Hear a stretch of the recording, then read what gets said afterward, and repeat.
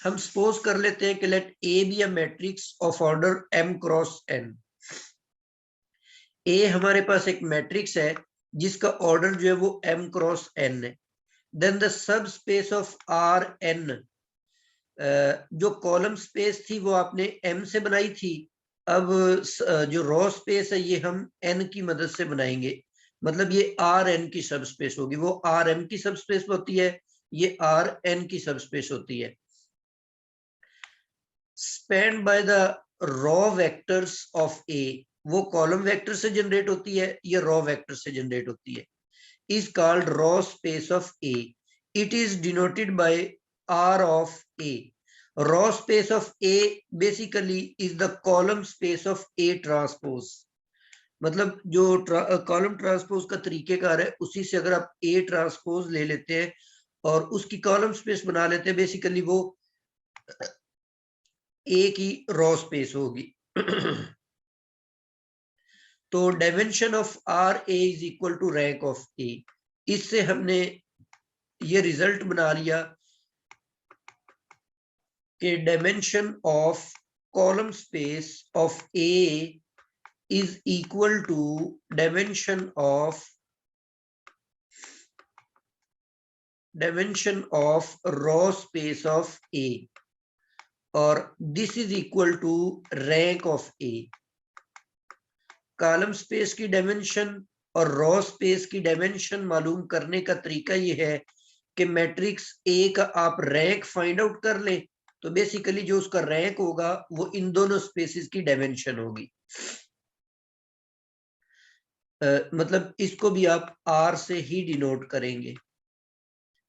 इसका मेथड ये होगा कि method of finding the column space. इसका तरीकेकार ये होगा कि transform A into reduced echelon form E. इसको भी हम रिड्यूस्ड एशिलॉन फॉर्म में कन्वर्ट करेंगे और उसको ई का नाम दे देंगे। उसके बाद क्या करना है, mark the non zero rows of E. वो जो रिड्यूस एशिलॉन फॉर्म है उसकी आपने नॉन जीरो जो रोज हैं उनकी निशानदेही करनी है।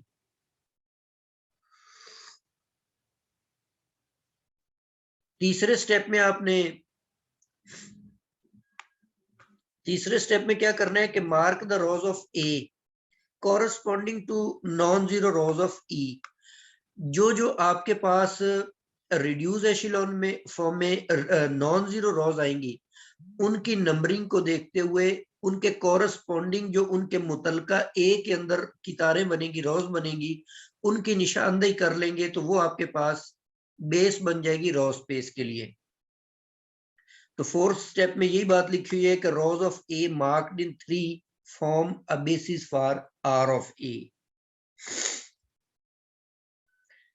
की एग्जांपल में भी मैंने वही मैट्रिक्स ले लिया और उसको उसी तरीके से हमने रिड्यूस्ड एशिलॉन फॉर्म में कन्वर्ट कर लिया।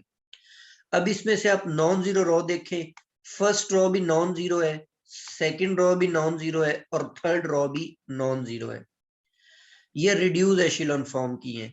तो अब इनके कॉरस्पॉन्डिंग जो मैट्रिक्स आपको गिवन है उसकी फर्स्ट रो भी ले लें। फर्स्ट रो की मदद से एक वेक्टर बना लें। तो ये मैंने फर्स्ट रो को यूज करते हुए नीचे बेसिस के अंदर ये फर्स्ट रो लिख दी। इसी तरह सेकंड रो को भी राइट कर लें और थर्ड रो भी। तो ये आपके पास बेसिस रो स्पेस की जो बेसिस है वो आपके पास आ जाएगी। इसकी डिमेंशन भी यहाँ पर 3 है। अच्छा यहाँ पर देखें, अब इसके जो एलिमेंट्स हैं इसमें 2 -6 9 -1 8 और टोटल 6 एलिमेंट्स हैं। अब इस मैट्रिक्स का जो ऑर्डर था वो 4/6 था। तो अब ये R6 की सब स्पेस बनी है। जो कॉलम स्पेस थी वो R4 की सब स्पेस थी, जबकि रॉ स्पेस जो है वो R6 की सब